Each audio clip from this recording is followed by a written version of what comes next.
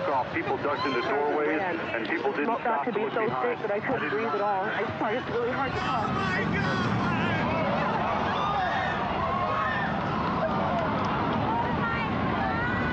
They're both down now.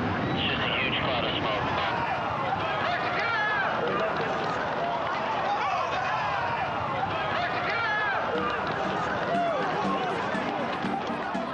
As the dust finally settled across our American landscape in the aftermath of 9/11, I felt compelled to take a long, hard look at the world around me.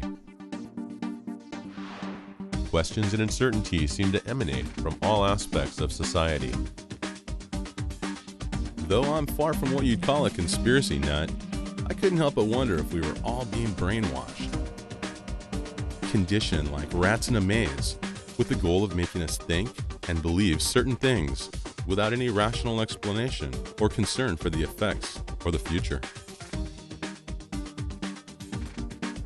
Having worked in and studied advertising for many years, I was aware of the numerous allegations regarding subliminal messages used by marketing and PR firms.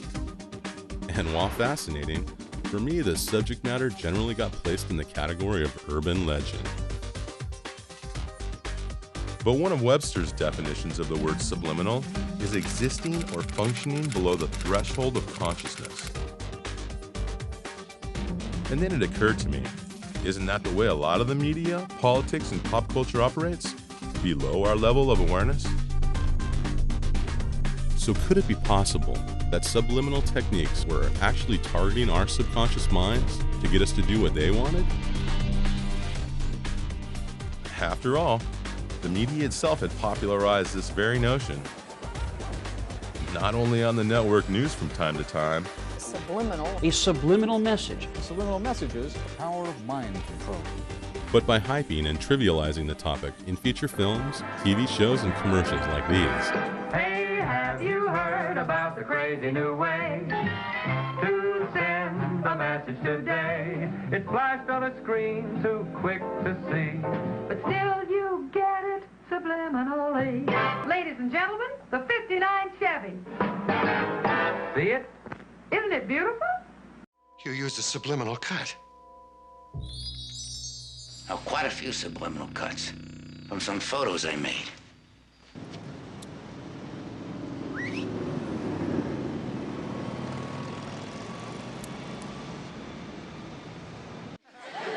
Okay, class, today we are going to talk about subliminal advertising.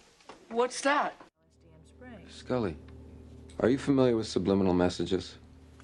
You mean like sex and ice cubes of liquor ads? Why would anyone want this shit job? Because it affords them other interesting opportunities. Like splicing single frames of pornography into family films? Yvonne et Miage. They keep saying that. Let me play this backwards. Join the Navy. They're recruiting people with subliminal messages. Oh, what do you expect? Those bastards turned a whole generation of Americans into smokers with their damn subliminal advertising. Subliminal. It's a subliminal message Broadway to trigger. I've been seeing this code pop up all over the last few weeks. It's Alliance, and it's high military.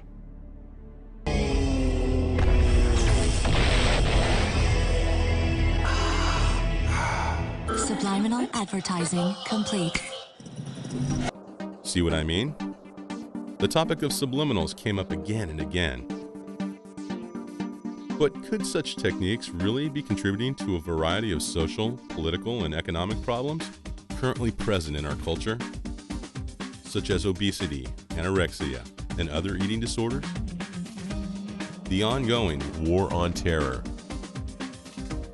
And what about the ever-increasing amounts of debt that has tightened its grip on a growing percentage of the population?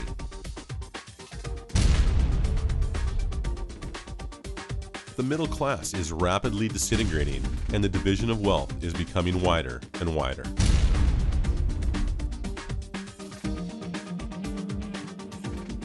Nevertheless, even leading up to the current economic recession, our rates of consumption have not slackened. We, the people of the United States of America, total less than 5% of the global population, yet consume over 25% of the world's natural resources.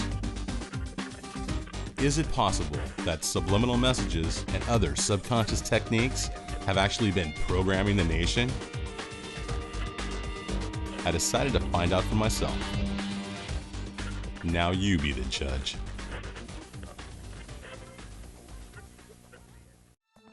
To get things rolling, I had to know more about the inner workings of the subconscious mind itself.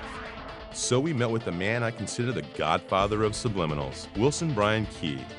Wrote 4 books on the subject back in the 1970s and early 80s, including the bestseller Subliminal Seduction. If you look at something, smell something, hear something, it's going into your brain at the speed of light almost, and all being retained. Now what comes out in terms of cognitive or conscious perception is very limited bits and pieces of this. One of the earliest acknowledgments of the unconscious process appears in some of Aristotle's writing, which goes back a good bit. Sigmund Freud was the first person to coherently probe the existence of the unconscious and postulate that people have a lot of emotions and drives that they're not aware of. Freud's theories were, at the time, very controversial. Because he was telling people, in a sense, things they didn't really want to know about. Freud used a number of techniques to determine what their unconscious conflicts were, and one of those that he was very involved with was interpreting their dreams. He felt that when people were sleeping, the barrier between the unconscious and the conscious relaxed, and the people actually experienced in the dream state their true unconscious motivations. Freud wrote an interesting book on the uses of these things socially, and he warned these are dangerous toys to play with because we don't understand them, we're not likely to understand them, and they're capable of triggering off pathological response. You know, it really started in America with Ed Bernays, who imported and used some of Freud's psychoanalytic theories to give people in their consumer choices substitutes for sort of primal urges. In his book, Propaganda, he said it was the duty of marketing people to lead an otherwise unleadable, irrational, free people to making a consensus or a decision that was a responsible decision. And so we had a marketing philosophy that was inherently about manipulating and motivating a public. In times like these, most men become highly suggestible. They listen eagerly for any voice which sounds authoritative. They listen eagerly for anyone who can tell them what is wrong and what to do to right it. And the best way to sell is to find an access to the subconscious. So you're not just presenting a product or a picture or a celebrity in film. You're making that accessible to the unconscious processes of millions of people.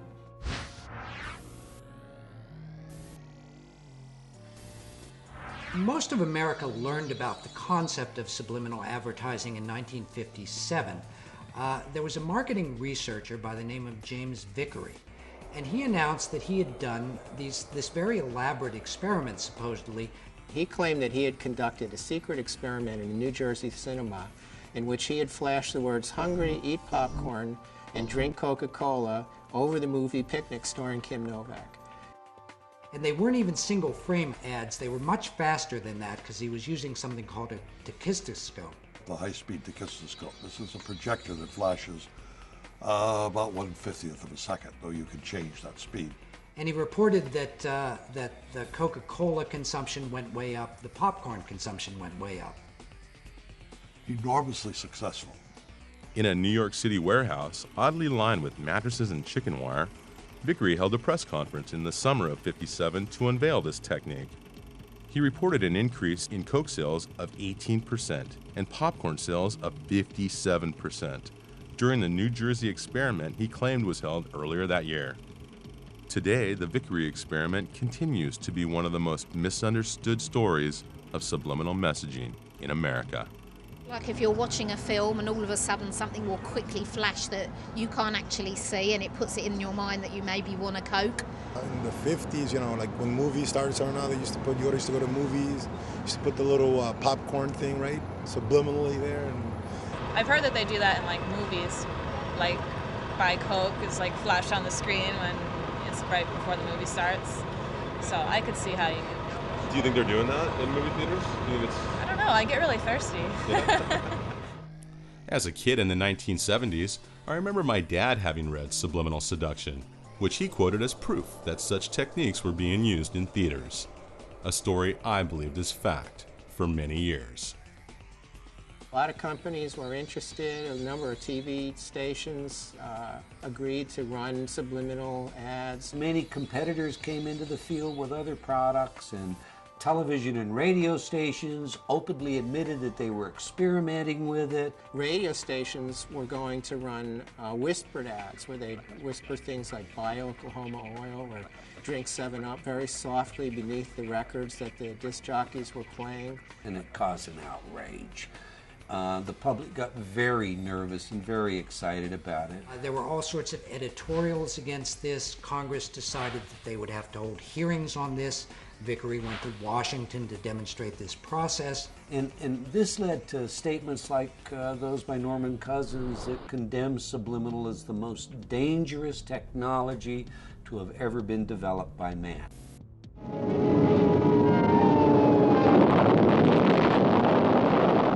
Networks rather quickly decided that it was in their interest to prevent Congress from acting, so they formed this National Association of Broadcasters, and they all agreed that they would not allow subliminal advertising.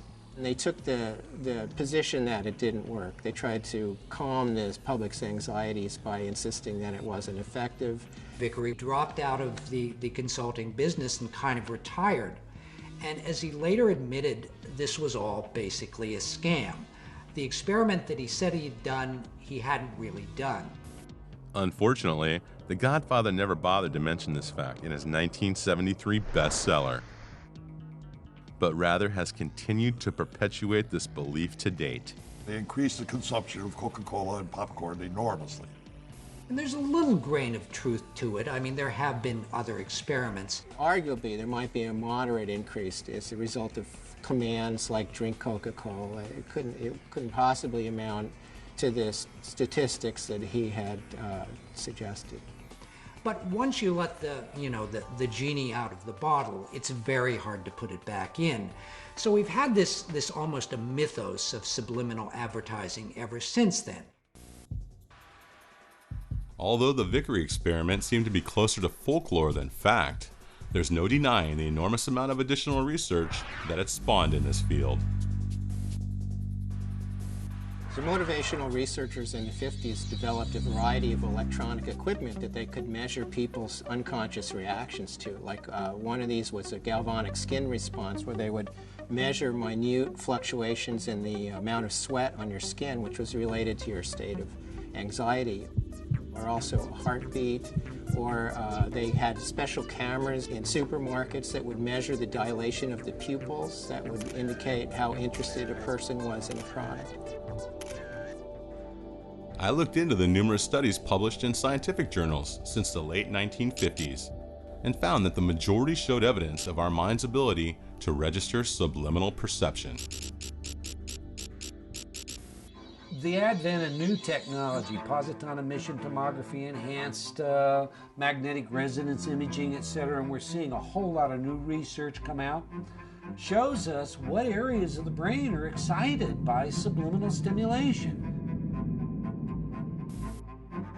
Kilborn and Associates in the mid-'80s did a fascinating experiment where they took two actual advertisements that they believed contained subliminal impacts that they had found on their own. And one of them was a Marlboro ad, which showed guys on a horseback driving through the range with big rocks around them. And one of the rocks, allegedly, had been made to look like an erect phallus. And they hired an artist and they adulterated the picture and took the phallus out so they would have a control. And then they showed it to people and measured their galvanic skin responses and found out that the picture with the phallus had a greater effect than the picture without the phallus. But to what extent could something we were totally unaware of having seen really affect us? I contacted a leading researcher on the subject to get their opinion. Dr. Howard Chevron is a professor of psychology at the University of Michigan who has spent over 50 years studying the effects of subliminals on the subconscious mind. We were the first to demonstrate that you could detect responses from scalp electrodes where we had a group of words that were clearly negative and words that were clearly positive. And the words are sort of mixed up together, and they're presented at 1,000th of a second. So I wanted that to be no nonsense, you know, no question about whether people were aware. At 1,000th of a second, you ain't seen nothing. And the basic finding was that the negative words, when they were presented subliminally, would have a bigger voltage of brain response than did the positive words. Again, this goes back to the whole general scientific question, can a subliminal stimulus in and of itself cause a person's behavior to change, and to change in some significant way about something important? And the evidence there is problematic. There are some studies that say yes, others that say no. That's strange. According to the youth pastor at the church I attended as a teenager in the 80s, subliminals in rock music were guilty of causing people to take drugs, worship Satan, and commit suicide.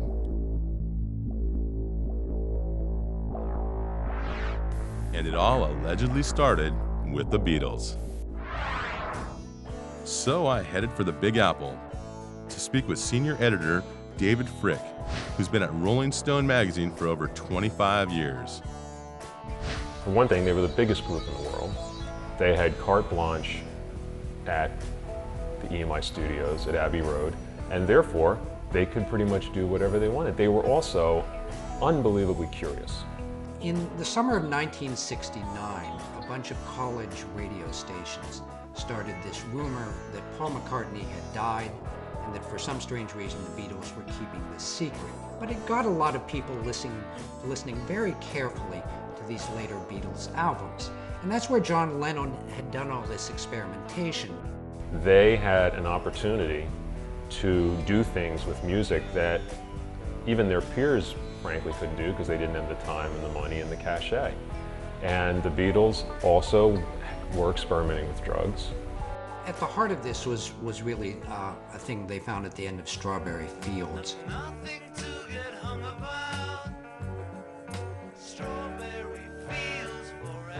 I know, I buried Paul, that kind of thing, whatever. Yes, that is manipulation. That is doctoring. But it's in the pursuit of art. It's in the pursuit of expression.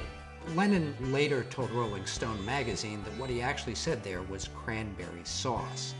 So in the recording studio, I had them play this with various filters to make the more legible. And it really does sound like cranberry sauce. There's a very big difference between, say, reverse messages and the artistic potential in manipulating sound.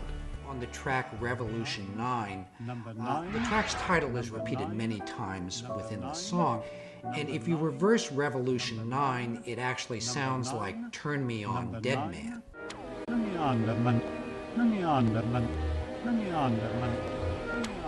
In order to write a lyric that will say one thing forwards and something else backwards, what kind of writer do you have to be? That's a genius beyond my comprehension. I can't imagine that anyone's that smart. You have to draw a distinction between what I call the engineered reversed messages and the ones that are purely coincidental. For instance, it's been found that if you say the words, "Jesus loves you," record that and play it backwards, it sounds like "We smell sausages." Really? Well, let's see if he's right. Yeah, it kind of does. What it proves is that our minds have this great pattern-finding ability, and we can really make sense even where there's nonsense there. I would think that the Revolution 9 thing is purely coincidental. I contacted the remaining two of the Fab Four, but both were unavailable for comment. However, one musician that was available to speak with us was lead vocalist Jeff Tate of the platinum-selling rock band Queensryche. As a familiar fan of their music, I figured he'd have something to say on this topic.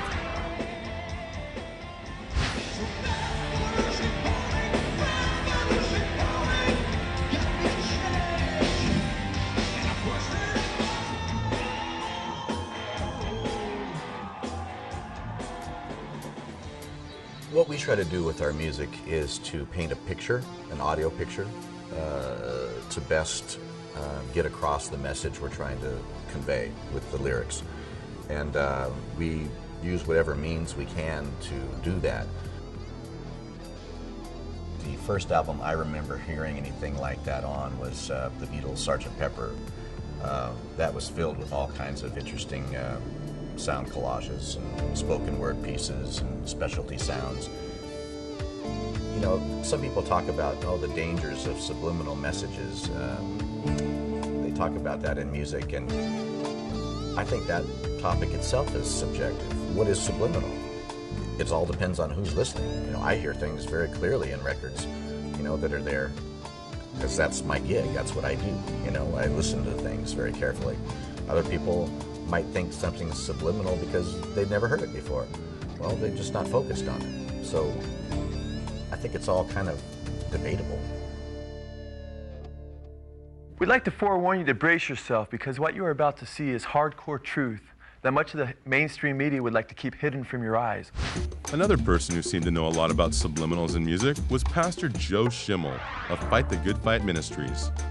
He's produced a Christian rockumentary about the messages in popular music called They Sold Their Souls for Rock and Roll.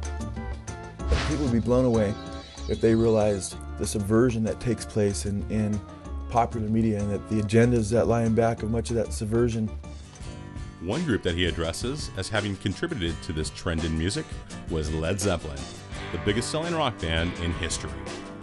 Here we see Robert Plant, while singing Stairway to Heaven, telling his fans that sometimes words have two meanings, as he signs with his hands that they are both forward and backwards. 'Cause sometimes words have two meanings. But basically, backwards, and over 25 words backwards straight, it says, "Here's my sweet Satan. I want to live it backwards like the Zepp, whose power is Satan, and he will give you 666. Rock recording engineer Andy Johns agreed to meet with us to set the record straight on this issue. He's worked with some of the most famous bands in history and engineered Led Zeppelin 2, 3, 4, and part of Physical Graffiti. I was sitting in a room when I was producing Cinderella in about 1987. This child who was on methadone started questioning me on this background masking. It's crap. This satanic phenomena goes far beyond the scope of human ingenuity and is demonically inspired. Bob Garcia of A&M Records stated, quote, "It must be the devil because nobody here knows how to do it."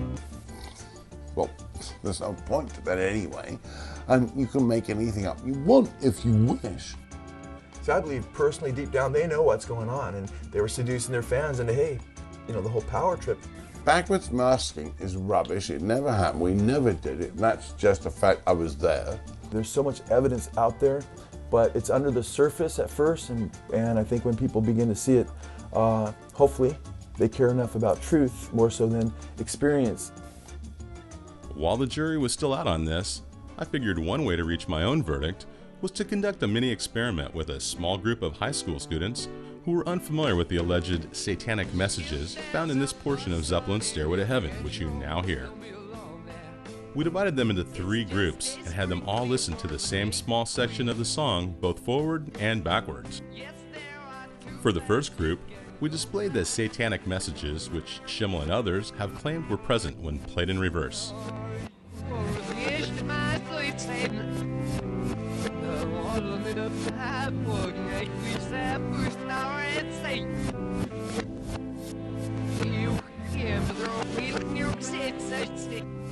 All subjects in this group agreed that they had heard the backmasked messages we presented them. If you listen, they're there.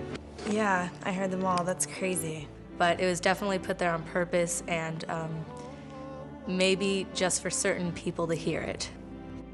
For the second group, we displayed lyrics I made up on my own, based on sort of what I thought it sounded like when played backwards.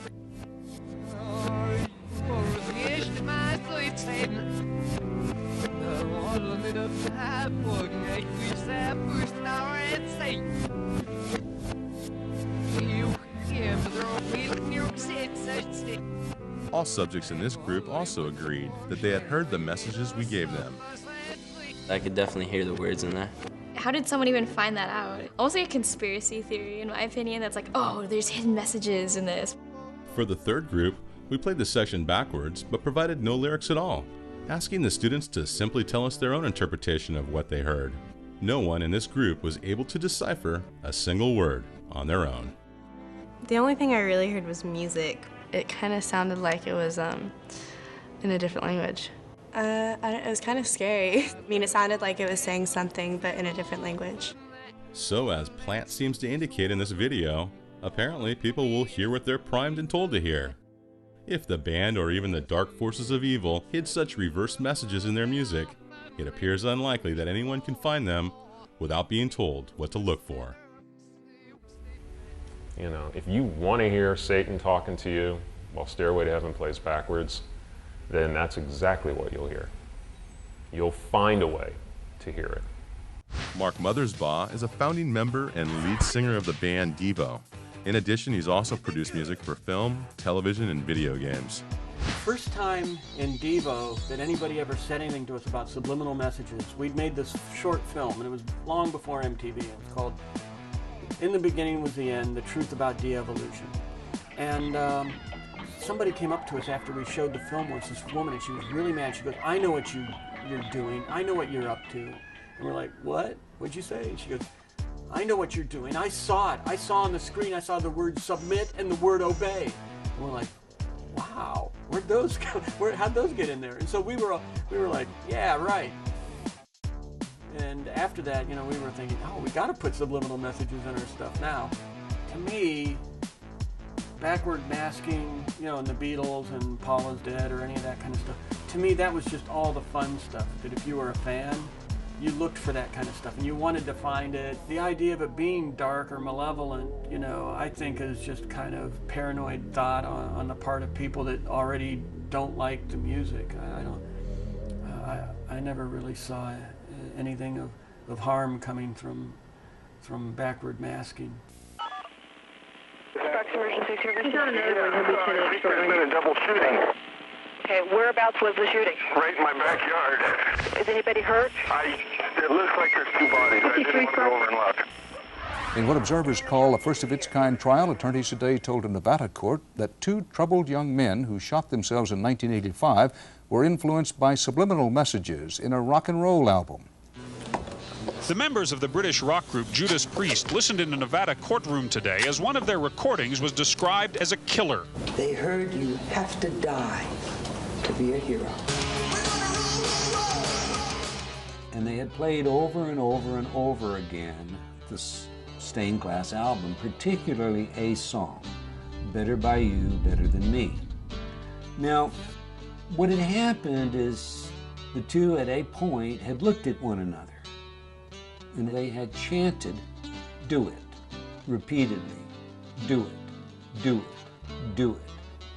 Had taken their father's shotgun, had left, gone to the schoolyard, propped shotgun underneath Belknap's chin, pulled the trigger, killed himself. Vance hesitated, he didn't brace it, it blew the front of his face off. I would like to call certain people murderers. I feel that they murdered Ray. Are there subliminal do-its on the Better By You, Better Than Me song? Absolutely not. I heard the word do it, the words do it, but I didn't understand in what context or why it was there. I identified approximately 7 of them. It's very difficult because it is at a subliminal level.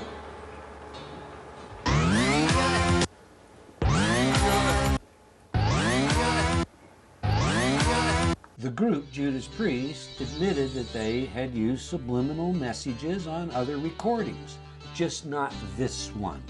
It is the claim of subliminal messages that propelled this case to trial. Similar lawsuits claiming rock music caused damage have been thrown out of court because lyrics are protected as free expression under the First Amendment. But the judge in this case says subliminal messages are not protected as free speech. What is really on trial here is the whole concept of subliminal persuasion. The courtroom is no place for reveries about the unknown capacities of the human mind. We took the judge into the control room and played all of the 24 tracks that were mixed to make this record, and showed the judge how, you put, it was actually at the end of a vocal, and so there was an exhalation of breath combined with a guitar sound and then if you listen to that with the thought in mind, the suggestive thought in mind that it says do it, you can hear do it. So yes, it was there. And that's what made me so puzzled when the judge concluded that if it was there accidentally. That made no sense to me at all. CBS never produced the original master. The original 24-track master would have been required in order for us to determine whether it had been intentionally placed there or it was indeed a coincidence of sound. And so I argued that it was the straw that broke the camel's back. And the judge decided, look, they had all kinds of reasons to harm themselves, and to make a case for that alone, it didn't hold water. Prosecution have alleged us and tried to paint this picture of drug-crazed Satan worshippers, and nothing could be further than the truth. It's absolutely ridiculous and bizarre. And people just don't appreciate that, we're humans with feelings like everybody else, and we don't all sing about love. We would get power from it, and our emotions would just soar with the music, and then would go up and down and up and down, and it was like a drug, like a narcotic. Did you understand what he said? He said, looking back now, the music would almost drive you crazy. Drive you crazy? Well, yeah, it did. I wanted to climb the walls. I couldn't stand it. And his behavior would just change. And you can't always blame it on the parents. You can't always blame it on the music industry. You can't always blame it on movies and television. But all these things we have to acknowledge are influential factors on children and their decisions. So all of these things should be looked at and considered. I couldn't agree more with the pastor on this one. And as a filmmaker, I had to explore further how the movie and TV industry might be affecting us subconsciously.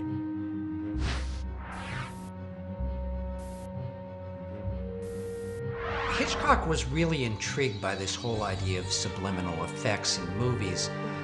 In fact, the first time he used it was in a film called Spellbound, which was a black and white movie, but it had one frame that was in color. And it occurs when a character is actually turning a gun on himself to commit suicide. And then when he pulls the trigger, there's a single frame of red.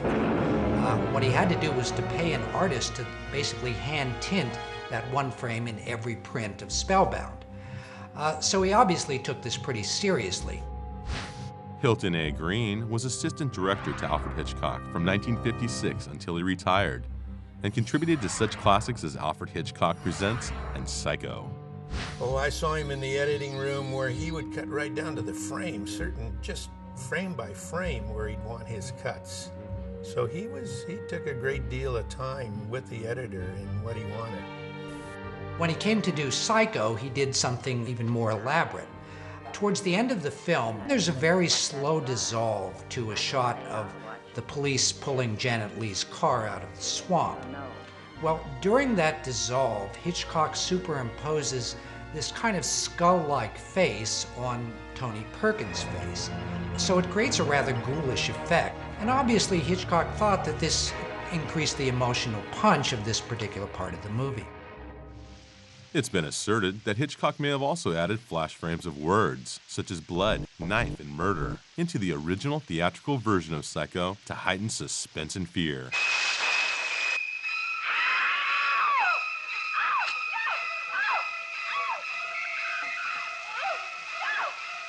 Audiences are very gullible. I just feel that you can lead an audience like Hitchcock would do, and I think you could do it with subliminal. It would be very effective. If murder and knife and that sort of thing was intentionally put in, it was done, I wasn't around, it was done when he worked with the writer. Christopher Coppola is a writer, producer, and director who also apprenticed under his grandfather, composer Carmine Coppola, on the film Apocalypse Now. Walter Merchant and Richard Beggs, with some of the electronics in Apocalypse Now, they were always mixing real sounds underneath sounds that weren't associated with the object to make you feel a certain way, or anything that would heighten a certain fear during the warfare. On top of that desire to be very, very accurate was this desire to go very deep psychologically. I mean, there were any number of tricks or things that happened in the soundtrack of that movie. During the helicopter attack on the village, a wooden trestle bridge is destroyed, and so these wooden timbers their explosions. Also mixed in with that were the sound of bowling pins being struck with a bowling ball.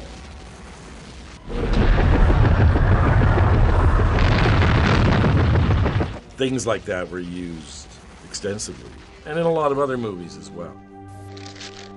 Like I know, like in The Godfathers, you want to make fear something's going to happen, they mixed a baby cry, you know, and stuff like that.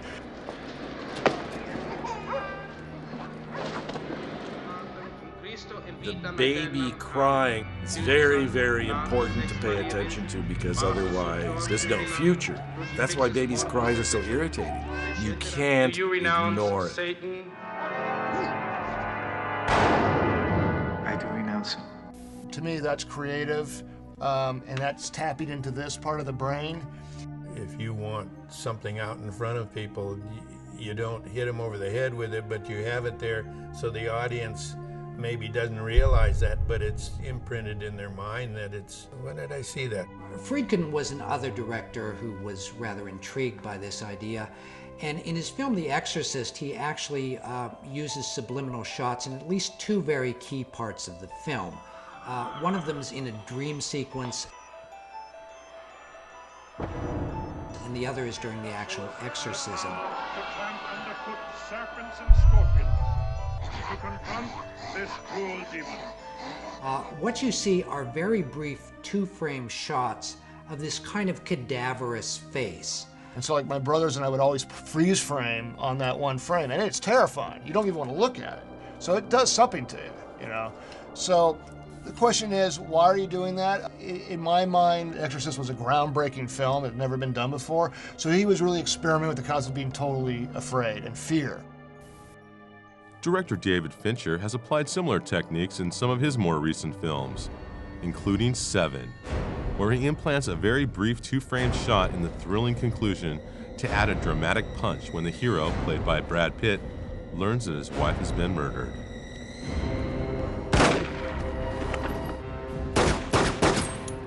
Although you might expect such tactics in films like this, the last place you'd probably expect to find it is in Disney animation. Last June, delegates to the Southern Baptist Convention's annual meeting voted to boycott Walt Disney. They are pushing a Christian bashing, family bashing, pro-homosexual agenda. There was the suggestion that a clergyman became sexually aroused while he was performing a marriage ceremony. The allegedly offending bulge goes by in less than a second. But if you were to slow down a few frames of this scene, you might think the preacher was indeed more than happy to see Ariel. There. Right there, right there, right there. What is it? It is clearly his knee. Everybody knows it's his knee. Not everybody. We ask for a transformation of Disney, or Disney will go down. And what about the numerous claims of hidden sexual imagery in other animated Disney films? such as this phallic symbol in the background of the original movie poster from The Little Mermaid. The letters SEX, formed by flower petals in the night sky of this scene from the theatrical and VHS release of The Lion King.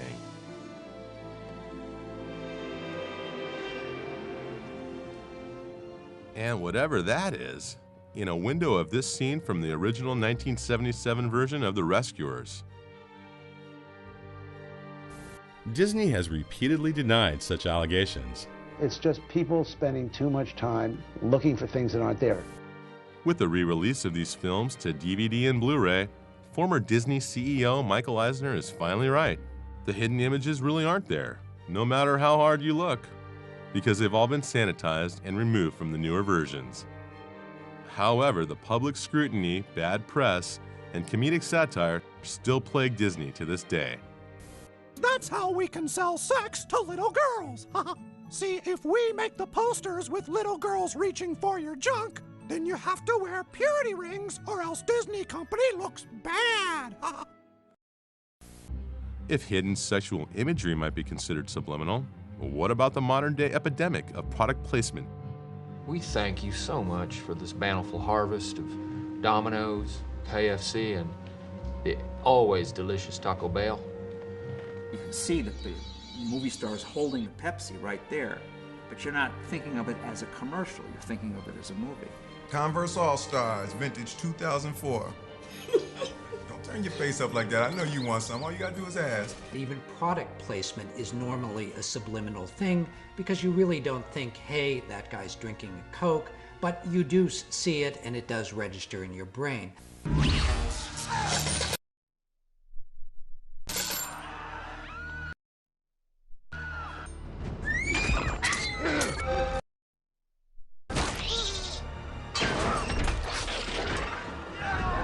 I think that's the best way to do it than hitting them over the head with a product right in their face. But how successful is the use of product placement in film? Immediately following the release of E.T., Reese's Pieces candy sales rose an estimated 80%. So in some sense, I think you could say even product placements are probably the most successful form of subliminal advertising. I want the perfect food. If movies and TV shows could elicit emotions and sell products through these tactics, what kind of techniques could advertisers be using to get us to consume even more? Imagine all those burgers in your stomach right now.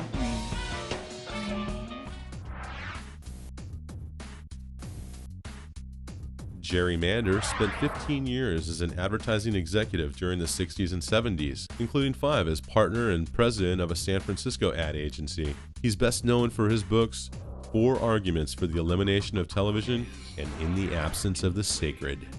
The average TV viewer sees about 30,000 commercials per year. That's 30,000 repetitions of a single message. And the single message is, buy this, do this, it's going to make you feel better, you're going to like it. If you're not doing it, you're probably not very hip. This is going to solve a problem for you 30,000 times.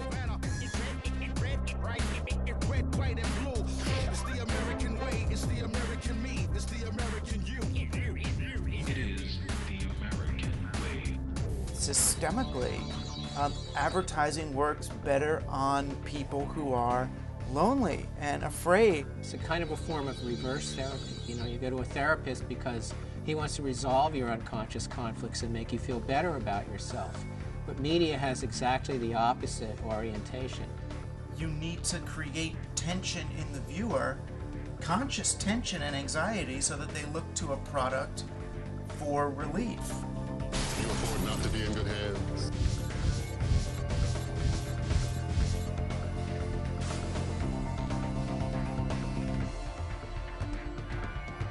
If people are happy, they're not going to buy stuff they don't need. There's been memos that have been circulated, where insider advertising executives have said, it's our job to make women feel bad about themselves. We really believe that this is the way a woman should look. This version of some guy's marketing plan that he's set up. They, oh, look at that pretty ad. You know, I like the boobs I'm looking at while I'm up. They don't realize that they're being engineered. We can look at things like anorexia and bulimia, and say, as far as I'm concerned, you can look at that and say this is a media-driven event. Our families are being destroyed. I mean, we've never in the history of humanity been under an assault because we've never had mass media like we do today. With my previous experience as an advertising account sales executive, I felt a personal connection to these issues and wanted to know more. So who better to help me translate this language of mass media than MIT professor of linguistics, Noam Chomsky. As a world-renowned scholar, political activist, media critic, and author, he's written dozens of books, including Manufacturing Consent, Profit Over People, and Failed States. Is the purpose of the television ad to make you an informed consumer making a rational choice? Well, the purpose of the ad is to delude and deceive you with imagery. You'll be uninformed, you'll make an irrational choice. That's what business spends hundreds of billions of dollars a year on. And the last thing they want is markets. What they want is coercion and control. You know, when Goebbels developed a powerful propaganda system in Nazi Germany, they were explicitly borrowing, very explicit, from U.S. commercial propaganda, commercial advertising, to copy these techniques. You know, simple slogans repeated over and over again, appealing to the emotions, I mean, all those ideas which had been worked into practically a science. Ann Simonton was once a top fashion model and has appeared on the cover of Vogue, Glamour, and Sports Illustrated. Today, as founder of Media Watch, she's a leading authority on the effects of mass media. If we don't have any kind of critical analysis, some kind of overreaching way in order to analyze and understand what's being fed to us, how people can be manipulated, people enjoy the manipulation. Advertising is fun. Reality is boring. You take the blue pill, the story ends. You wake up in your bed and believe whatever you want to. You take the red pill, you stay in Wonderland. And I show you how deep the rabbit hole goes. All I'm offering is the truth.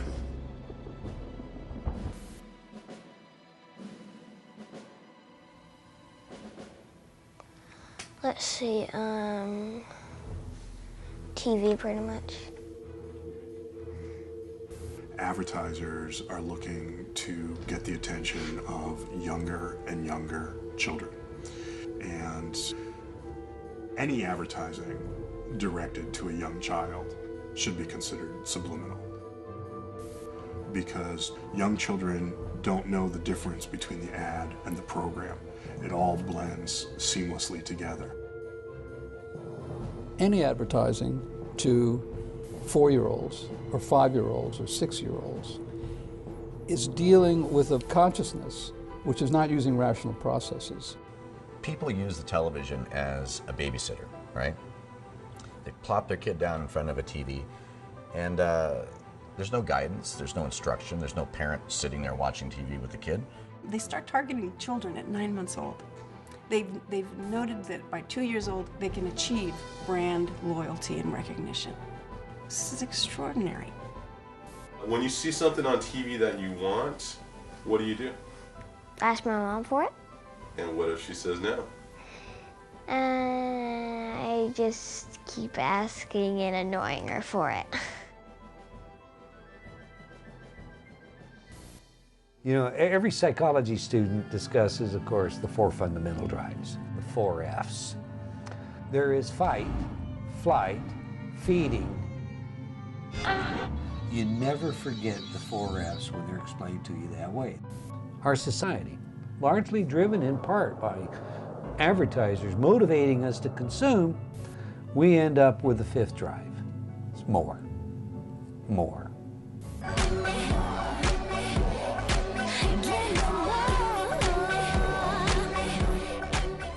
We systematically desensitize their threshold of arousal by increasing the amount of stimuli that we deliver that is sexual or violent or gross in nature. And so the more begins with, I want more stimulation. And then it continues through everything else, whether it's more food, more alcohol and drugs, more cars, more money, more power, more women, more.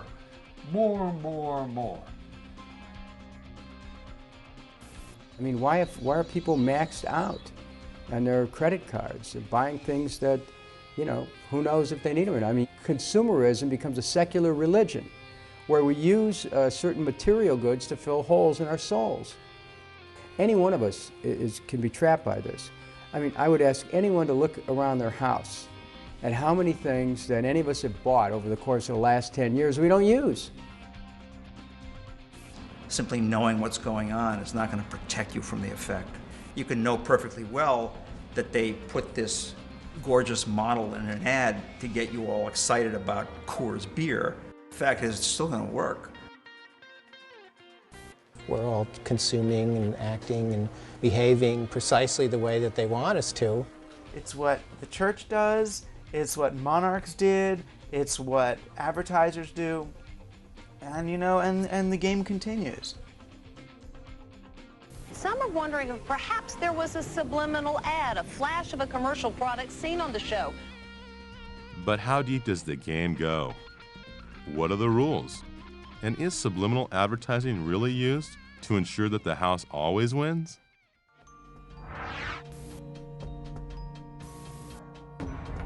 To help answer some of these questions, I first wondered what the average American believed about the existence of subliminal advertising. In the research that was conducted by the Roper organization, they found that 57% of Americans believe that subliminal advertising happens.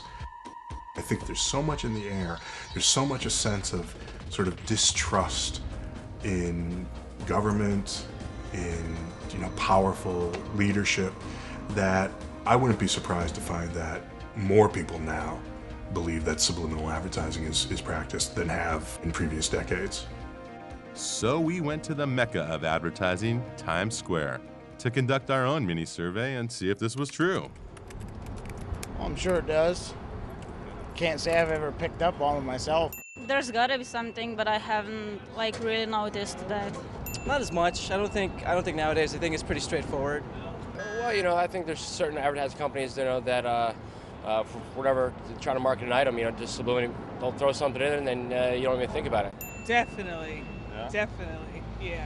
When I watch television for over a couple hours, suddenly I'm very hungry. And I do realize that it's from the advertising or the subliminal messages. You mean like the Camel cigarettes? There you go. The image on the Camel? I mean, I'm sure that exists, absolutely. I'm sure it exists. I don't really know much about the technology, but I'm sure it does. I know it's supposed to be illegal, but I know it exists though. Yeah, you've heard it was illegal? Yeah. Okay. My best example of subliminal messaging would be like when you watch a movie and all of a sudden you see everybody's drinking Pepsi. I don't know. I think that the colors are subliminal. Like, no one really realizes that most things are a certain color for a reason. Well, I do believe that advertising agencies use subliminals in their advertising. A significantly higher percentage of those we spoke with did believe that subliminal advertising existed today. But where was the proof? And could it really be used to sway a person's feelings and decisions toward a certain product? I tried to remain open-minded as we returned to the experts for an explanation. To be effective, a subliminal message has to either stimulate an unconscious anxiety or satisfy an unconscious fantasy.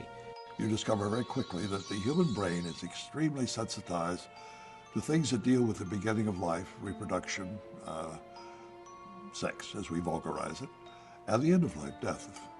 Now, if you can plant something in there that's strongly motivating, sex and death, the unconscious will remember that for a long time. We don't know for how long. According to Key, examples of this type of subliminal embedding date back much further than we're aware. However, not everyone we spoke with agreed on this. Most people can see what they want to see in almost anything. And there's an author who's a I mean, it's a sad and paranoid guy who sees sexual imagery and ice cubes and everywhere he looks. Is there any way you could call that something else? I mean, it's not a telescope, it's not a Leaning Tower of Pizza, it's a penis. The problem is we hide this stuff from ourselves. We don't want to deal with it. And once you come to terms with this, it turns the whole world upside down. If the medieval artists could do it, why not Chicken McNuggets? I must admit that I too started questioning the Godfather's credibility when he claimed that SEX was embedded all over and even baked onto the Ritz cracker itself. The SEXs are all over the cracker. Makes them taste better. I love Ritz crackers. The fact that he made some allegations that are not credible doesn't mean that the substance of what he had to say wasn't, logical and totally persuasive. I decided to give Key the benefit of the doubt and hear him out on some of his other examples. This ad appeared on the back cover of Playboy, of Time. The ad was used for about 3 years. How could this stuff ever sell Johnny Walker Scotch? They didn't put any scotch in the glass. The glass is empty. Now, if you look at the ice cube that's on the table, the right side of that ice cube, you see an interesting looking face, or a grotesque, almost surrealistic mask. Isn't that an interesting figure to put in an ad? It's a monster with encircling arms and a skull-like face. It's a death symbol. There are a dozen of them in these 6 ice cubes. Author August Bullock has expanded on Key's early theories in his recent publication, The Secret Sales Pitch, an overview of subliminal advertising. The predominant trend in modern subliminal advertising seems to be sexual assault or sexual violence. And this is an example of that.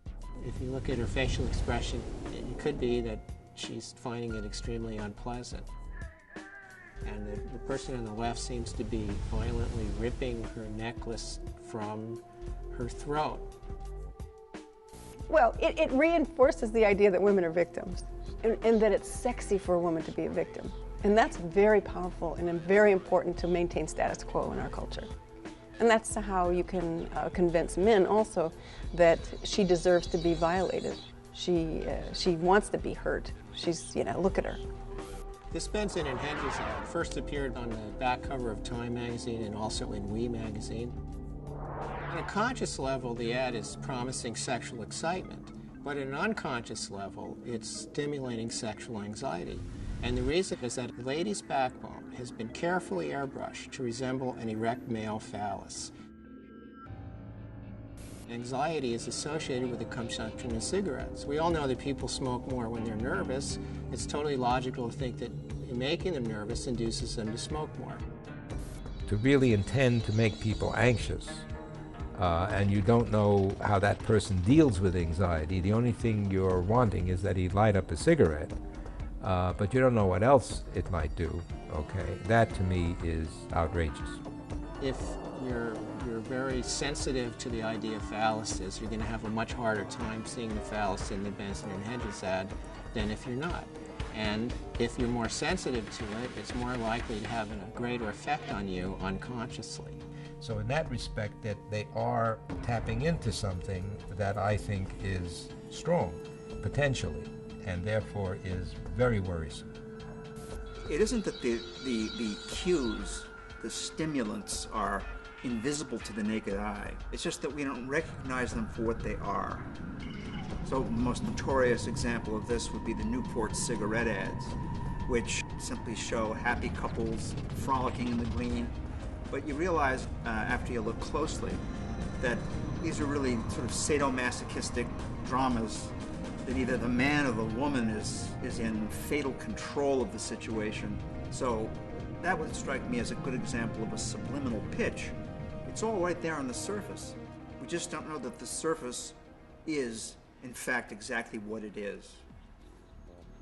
For me, the bottom line, as I was saying before, you don't mess with the unconscious, because you don't know. You don't know what the effects might be. Still, not everyone was so convinced.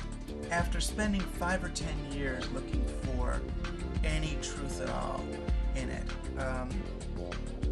I don't see any use of subliminals as they were defined in the 70s.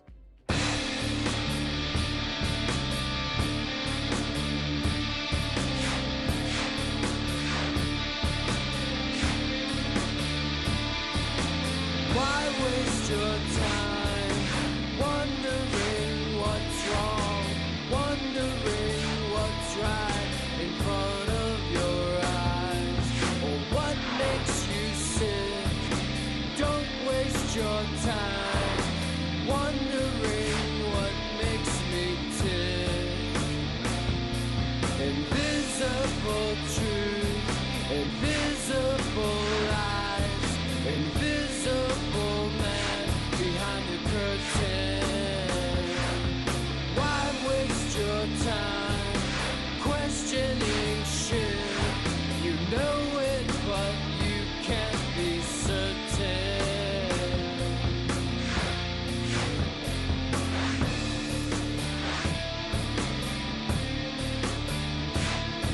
Well, sex ain't what I need, but sex gets the job done. It's not like you've been shooting heroin. Buy a new wardrobe, buy a new Audi. Don't wonder where all I've worked inside ad agencies. I've worked side by side with evil people. You know, to see, did anybody anywhere do any of this? And no. Aside from his musical career with Devo, Mark Mothersbaugh is also the founder of Mutato Musica in Los Angeles. They've composed musical ad jingles for dozens of clients, and they're also responsible for over 100 original scores in film, television, and video games. I remember the first commercial I ever did was a Hawaiian Punch commercial. And I remember putting the message, sugar is bad for you. Just, set it in low volume in the background.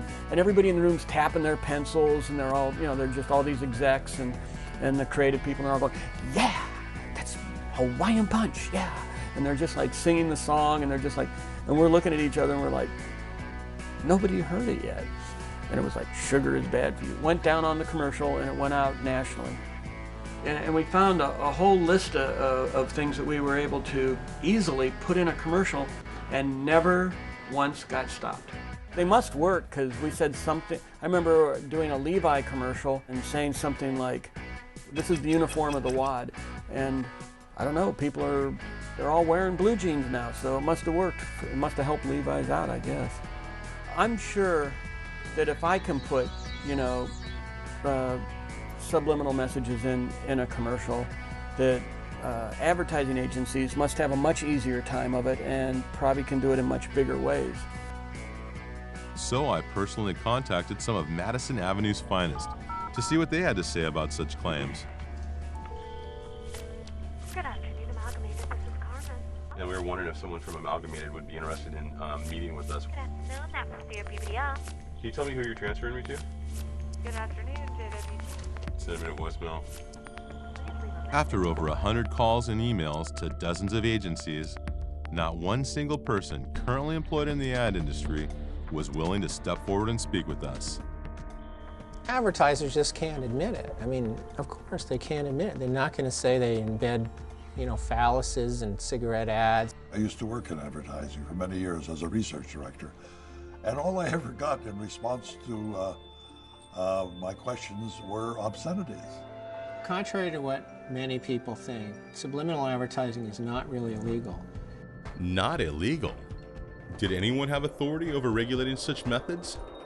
I started by contacting the FCC, who referred me to a 1974 report in which the commission stated that the use of subliminal techniques are inconsistent with the obligations of a licensee, and that such broadcasts clearly are intended to be deceptive.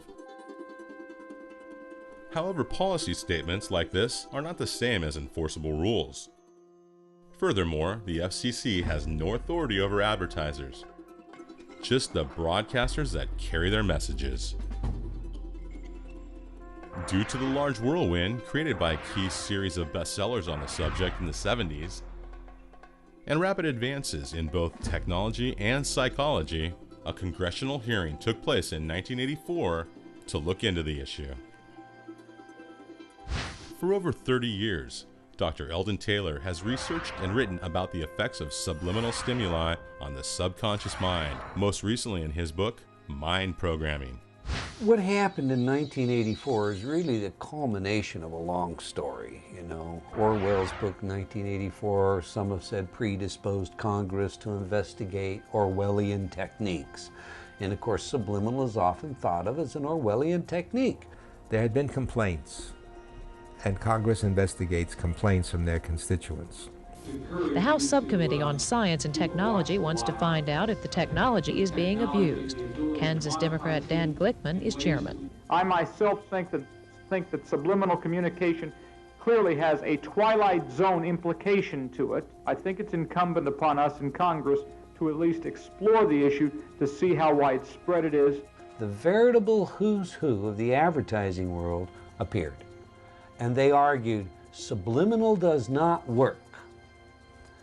We don't use it, and we don't use it because it doesn't work.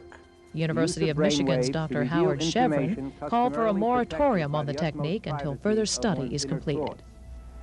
Although this may sound like science fiction, we may be on the threshold of invading the individual's perhaps last stronghold of personal privacy, his own inner thoughts.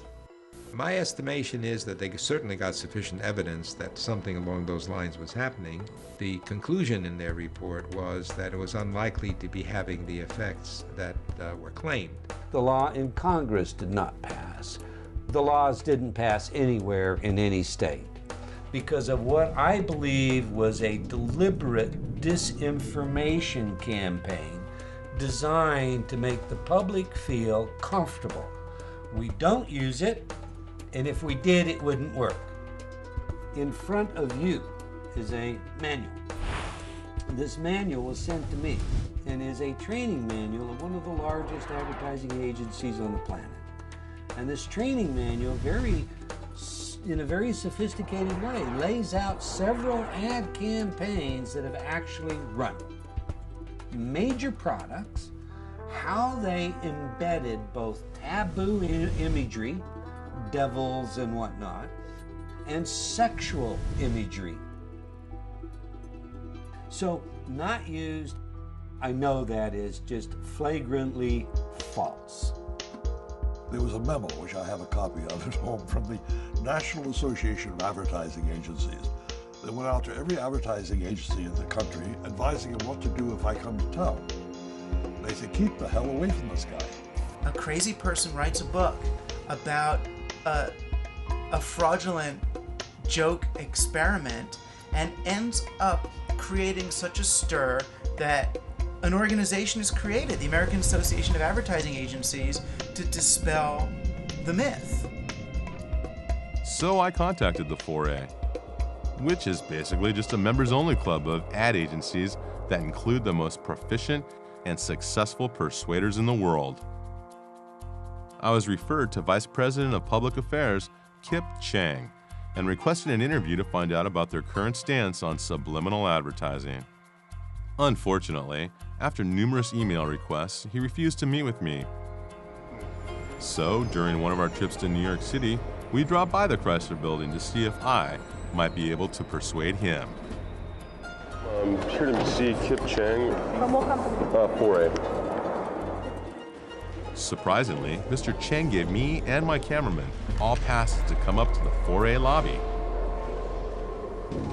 Finally, it looked like we were going to speak with someone from the ad industry. But when we got there... You can't shoot in this building. The fact that you won't meet with me. You guys out. I will talk to you. Okay. After kicking my crew out, he took me into his office and lectured me for about 10 minutes on why it was wrong to do such a documentary. He also explained that he could help me if he wanted, but that he wasn't going to. To this day, I still don't understand why Mr. Chang let us up there in the first place. I also couldn't help but wonder if there was something he was trying to hide. You're talking about people from cradle to grave being exposed to subliminal messages. It must be that some people, some borderline personalities are pushed over the edge and led to commit horrible crimes because of the influence of advertising. There is loose in their test people like me today whose dangerous impulses are being fueled day in and day out, by violence in the media in its various forms, particularly sexualized violence.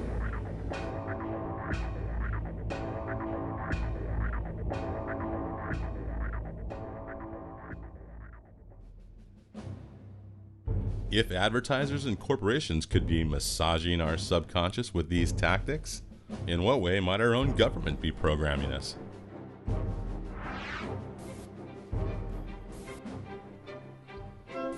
In the 2000 presidential campaign, George Bush ran an attack ad against his opponent, Al Gore. The Bush prescription plan seniors choose. And at the end of the ad, it said, "Bureaucrats decide." And for a brief second, for about a 30th of a second, the letters RATS got very large. When this came out, it was a very big deal for at least 1.5 news cycles. Well, some people in the advertising industry say they believe the inclusion of the word rats was intentional, even if it was not designed to send a subliminal or subconscious message. Now, that is not an accident. Will Robinson is a Democratic media consultant not associated with the Gore campaign. He finds it implausible that no one noticed the word rats when the ad was in production. Someone made a decision to put that word up on screen and make it part of the spot. And they worked hard to make sure it was that way. The Bush campaign, of course, has denied this. They say that it was an accident. Just ask the man who made the so-called rats ad, Republican consultant Alex Castellanos. Let me see if I can say this more clearly for you. I didn't know it was there. It's a ridiculous thing. There is no secret rat strategy to win an election that I'm aware of. You had both Gore and Lieberman decrying this use of subliminal advertising. I find it a very disappointing development.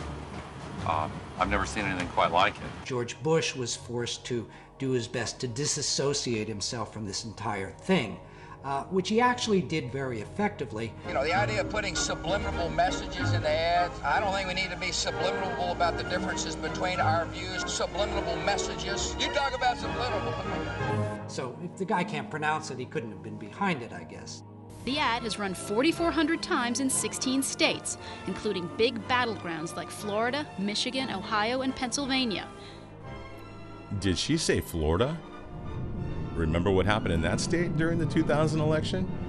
The recount that's occurring in Florida is an automatic recount based on state law. It was not requested by the Gore campaign. Until these guys on the Supreme Court halted the Florida recount. And tonight, for the sake of our unity as a people which and led the to strength of this, our democracy, I offer my concession. And ultimately to this. I, George Walker Bush, do solemnly swear. But could such techniques really affect an election?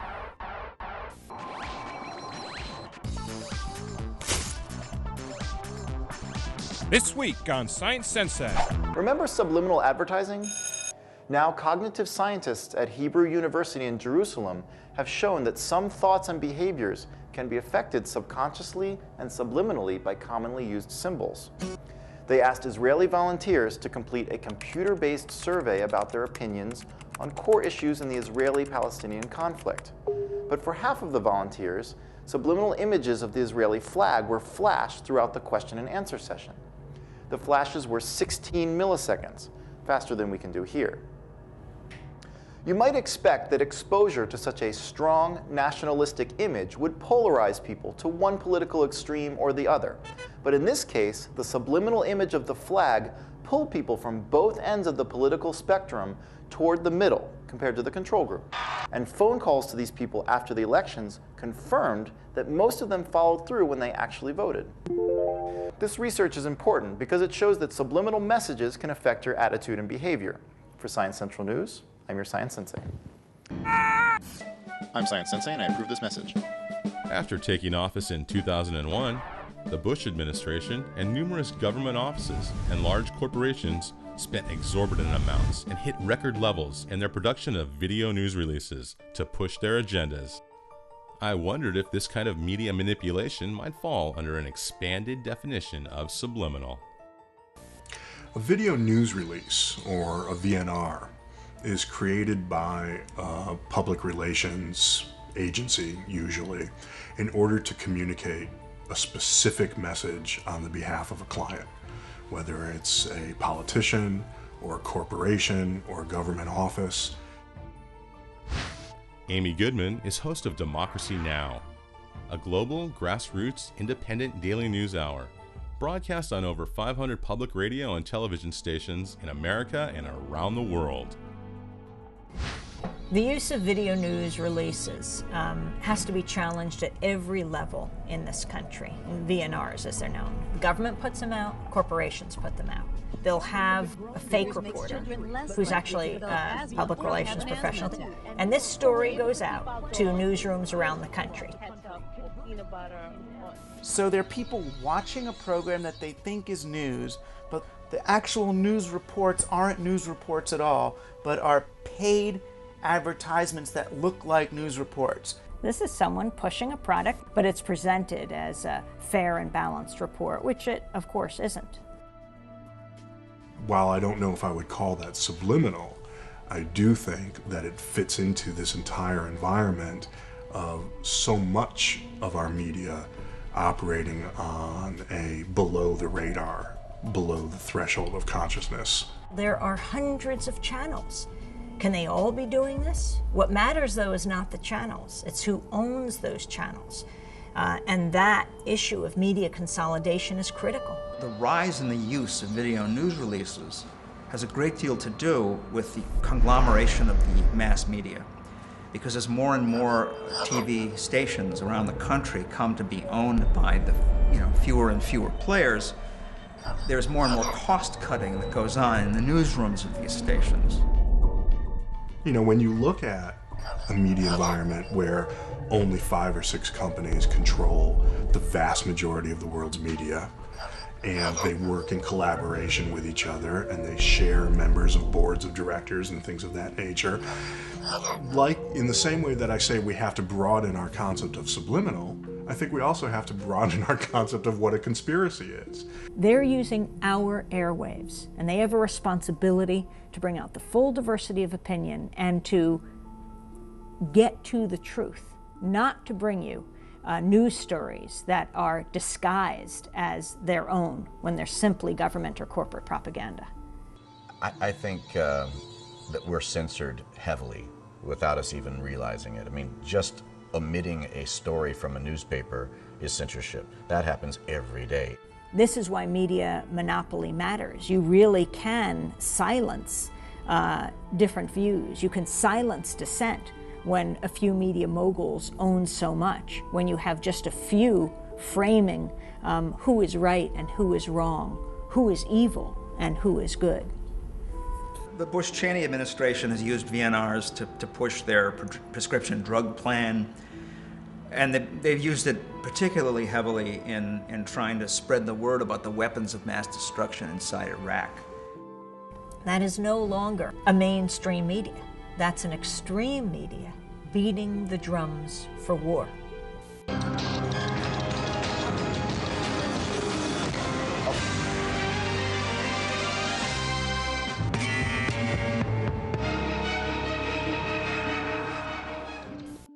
It was time to head to our nation's capital to speak with some government officials about this type of media manipulation. The campaign has been one of disinformation and misinformation. The war in Iraq was based on lies. That's generally accepted. It's interesting there's been no consequences. This administration has sunk to the lowest level to use media and to use certain forms of it to deceive a nation. Iraq's weapons of mass destruction. A clear threat to the United States. There's dozens of ballistic missiles. It has sponsored and sheltered terrorists. Paying suicide bombers. Weapons are equally true. Biological weapons, including anthrax and botulism toxin. Biological and chemical agent to kill millions of people. I remember the Secretary of State saying we have to take the war to them before they bring it to us. It simply makes no sense to wait any longer. Take action before it's too late. Delay in decision and inaction could lead to a massive and sudden horror. But there should be criminal implications for this kind of behavior. I think it's both subliminal and definitely very obvious. I mean, you have in the lead up to protests the alert levels going up, people being afraid. What does fear do to a people? Number one, it blocks their thinking. And if you continue to drum away that we're in danger of being attacked all the time, then people do not broaden their thoughts.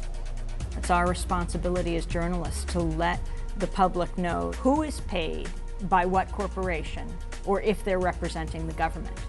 Otherwise, it's unforgivable. The media is our lens on the world, and it is absolutely critical we trust that media.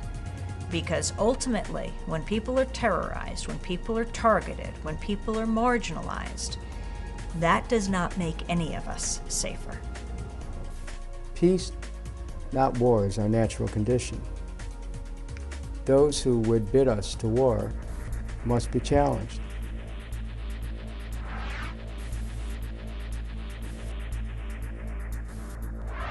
In my ongoing research, I learned about military divisions within the U.S. Army called Psychological Operations Units. Their main goal is to influence a target audience, such as governments, organizations, or individuals, and to induce specific emotions, motives, and ultimately, behavior. When you start to talk about PSYOPs, of course, people start looking for your tinfoil hat. Psychological operations is what I prefer, because PSYOP kind of sounds like it's a, clandestine thing. And I'm not into conspiracy theories per se. An Army document written in 1980 by the former commander of the 7th Psychological Operations Group even mentions how PSYOPs techniques may approach the subliminal. The fact is that highly sophisticated ways of incapacitating people, of terrifying them, making them anxious. Our military and our intelligence bureaus have been studying this kind of invisible weaponry for decades. I mean, it's at least as old as the Cold War. Meet retired Colonel John B. Alexander, a man trained in psychological operations in the mid-60s, and author of Future War and Winning the War. The main emphasis then is how do you crank out leaflets and things of that nature. Of course, technology has moved considerably since then. The focus today has shifted dramatically to, I think, a more generic term of perception management. How do you project the image of the Army in this day and age? The U.S. government and military has poured hundreds of millions of dollars into propagandizing the Iraqi people, in paying newspapers, reporters, editors to plant stories in Iraqi media. Now, what does this do? When you talk about the U.S. military forces moving forward and there being victory, and Iraqis on the ground seeing that what they're seeing in their newspapers and on television doesn't reflect the reality, it undermines any kind of growth of democracy, because then they have no confidence, no trust of their media. Call me crazy, but I started to wonder if similar PSYOPs techniques were being used here at home against us. In this country, we have a law, the Smith-Mundt Act, against propagandizing our own population. It goes back to the Nazis in World War II, and we saw the dangers of that. It's all justified by saying, no, it's giving information to other countries. But Donald Rumsfeld has made it pretty clear that the success will be when it blows back. So you plant a story there, and it gets quoted back here. The war is really being waged at home, the war on truth. In today's day and age, as we know, information is global and instantaneous, so the ability to keep information out of American hands extremely difficult. My research also revealed the existence of classified and highly advanced military equipment that could potentially alter moods and modify behavior on a subconscious level. Another expert in this field is Dr. Nick Begich, Executive Director of the Lay Institute on Technology. He's written several books on the subject, including Controlling the Human Mind and Angels Don't Play This Harp. The Gulf War was interesting, the first Gulf War in the early 90s when the whole war was taking place. We were asked often, are there new systems being used here? Because the way in which one of the largest armies in the world, essentially gave up. I mean, it was like children in an elementary school on their first fire drill, running out of the bunkers and surrendering. And from my perspective, it looked like one of these technologies for influencing behavior had been applied, and it was the Scottish media after the war that reported on Project Solo. But now we have very sophisticated systems like Commando Solo, C-130, that's basically an airborne television radio station that circles the area, broadcasting the message directly in that you want to have the enemy receive. But one of the other things they do is they piggyback signals on other carriers. In other words, the broadcasts already going on in the area. In other words, the Muslim music and prayers that all of these troops were listening to every day, they would piggyback a signal on that would create anxiety and fear as an emotional state. I asked the colonel if there was any truth to these claims of new technologies applied during Desert Storm. Not that I'm aware of. To disclose these technologies, this changes everything. One of the finest articles on the subject is an article called "The Mind Has No Firewalls." And if you look at it, it is a fine explanation of all of the various ways to carry a signal in that would influence human behavior at a distance. Whether you use TV, radio, electrical grids, the internet, all of these things can be effectively used and have been demonstrated. These technologies that we're talking about today, because the American public wouldn't accept them, because the American public would see them as a violation of the Constitution, the only way they could be introduced is an environment of fear. And what environment do we have today? You know, this is an Occam issue, Occam's razor. The simplistic stuff works. Then why did the government and military conduct secret experiments on the general public with projects like MK Ultra in the 50s and 60s? But the idea first was they looked at chemical means, telepathy, LSD, all of the psychoactive drugs to see what would happen. They also started to look at electromagnetic means, even as early as that, to manipulate behavior. Eventually, it came out on the President's Commission on the CIA activities within the United States that eventually showed that the CIA had been involved and the FBI involved and other agencies involved in mind control techniques being applied against American citizens without consent. And MK Ultra was a part of that. And what about the FBI techniques used against David Koresh and the Branch Davidians at the standoff in Waco back in 1993? And in what may be the weirdest turn of events so far, the loudspeakers also pumped out Tibetan monastery chants at steadily increasing volume aimed straight at Rockvan Koresh's sanctuary.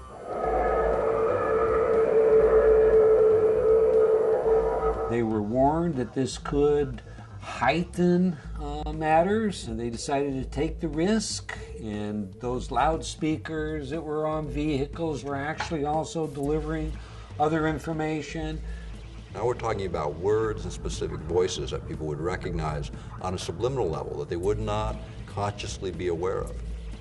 They tried a number of things. We know that they tried the sounds of killing rabbits and things of that nature that are supposed to be, you know, intuitively abhorrent. Noise that would affect you on a fear level, to create fear and anxiety.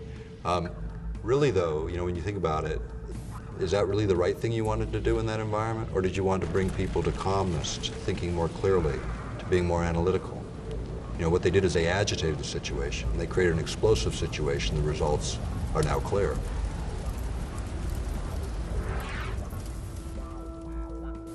The simplistic stuff works. Then why has our government and military created Project HARP in Alaska?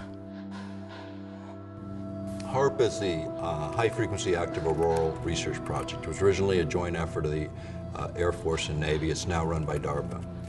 It's just dropped a little bit in terms of classification, but it has multiple possibilities and lots of effects. They just finished upgrading it from 48 antenna to 180. The thing about HARP is an instrument designed to do exactly what Persinger was talking about, which is this idea of modulating the ionosphere in a way that can be used for weapons applications. Why we're concerned about it is earth-penetrating tomography. And earth-penetrating tomography in plain language or by analogy would be like X-raying the Earth. It's not using X-rays, of course, but it's the same concept. predominantly has to do with communications because of our long-range communications. We use, bouncing the signal off and down. What are the effects of bouncing a wave like that off of the ionosphere, do you think? Probably very minimal. It probably goes up and mostly goes down. It's like punching the ionosphere, and every punch of high frequency causes the ionosphere to vibrate in harmony. That it converts the ionosphere from direct current to alternating current, and then it behaves as a giant broadcast antenna, pumping the signal back to the Earth in the ELF range. According to the PSYOPs Mind War document mentioned earlier, the effects of ELF, or extremely low frequency waves, on the human body has been connected to both physiological disorders and emotional distortion.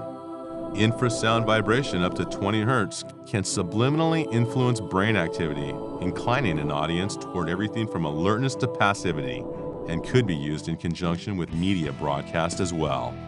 In the case of ELF, where you have these very low pulsed signals, you get what's called a frequency following response, an FFR in the literature, or brain entrainment is often referred to it in that way. And this is where the brain actually locks onto these external signals, even these very, very subtle signals. It locks on and begins to mirror. And so the brain patterns fall into those patterns, which is a change in emotional state. In the conspiracy arena, they talk about a whole host of effects, up to and including turning people into zombies or whole societies into zombies and all that. Again, the evidence against that is we haven't got any societies of zombies. Our Bob Tube is doing a pretty good job on that, by the way. Look at them. You know, when you talk about conspiratorialists, let's talk about the military and what their job is. Their job is to think of every horrible situation that could ever occur and then develop a plan around it. That's conspiracy theorist at the ultimate level, with billions and trillions of dollars to spend to figure it out.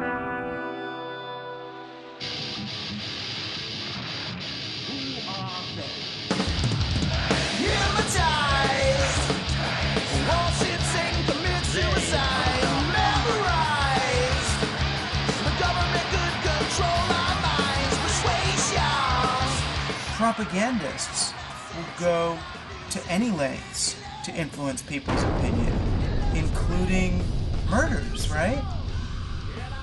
I mean, whoever's responsible for 9/11, were they doing it to kill those 3,000 people, or were they doing it to influence the world?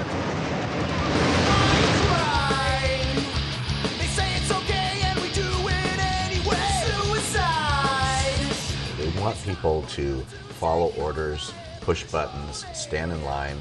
They're afraid to death of the rogue mentality.